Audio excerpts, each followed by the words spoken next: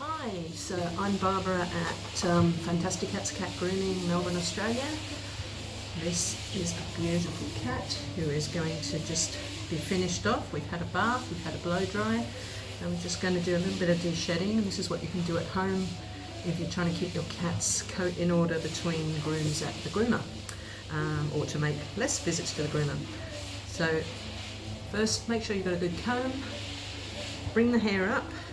Down the back end is a common place to knot. So as you can see, I'm just taking it down one line at a time.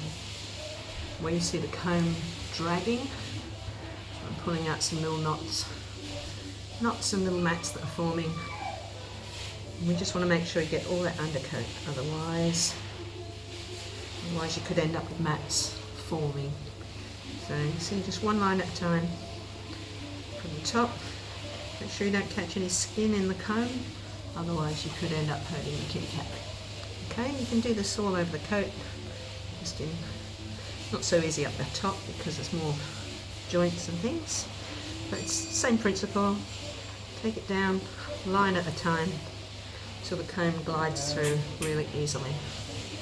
This cat's not in too bad condition because she comes regularly every 8 weeks and has a bath and blow dry. And she actually had a line cut back in November and it's now April. So just take that a little bit at a time. Don't pull too hard or the cat will get a little bit upset. I've just got my arm over the cat's head there so that she doesn't jump up suddenly. And we're just going to take that again, line at a time, down the back end. This is the most common place I find mats that I have to remove.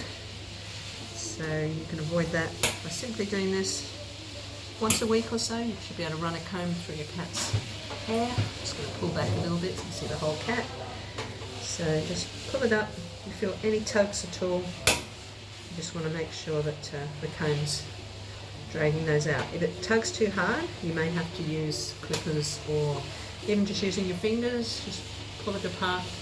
You can pull a mat apart like that. It's just hair that's matted together. But if it's too deep into the skin, then you won't be able to do that with your fingers. You'd have to use clippers or get a professional to clip that out for you. Get underneath. Just going to hold this arm up here, just so I can see under the arm. Again, making sure I'm not getting any skin caught in the comb. Just going to pull that down, just like that. Okay. Hi, yes, you're having a lick. Good kitty. Okay. That's there. Same on the other side. If you've got something you can twizzle the cat round on, much easier.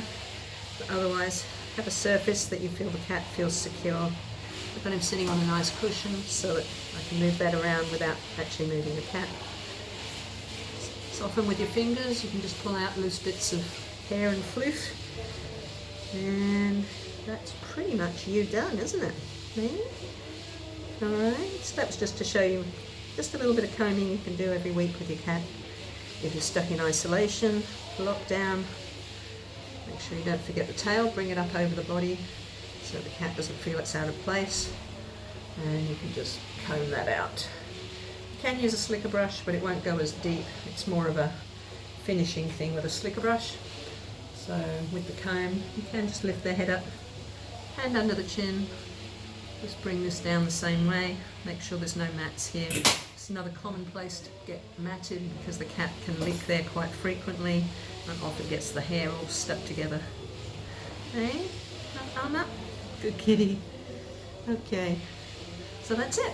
That's just a little bit of line brushing. Keep your cat in order whilst you're at home. Okay. Barbara at Fantastic Cats saying thank you.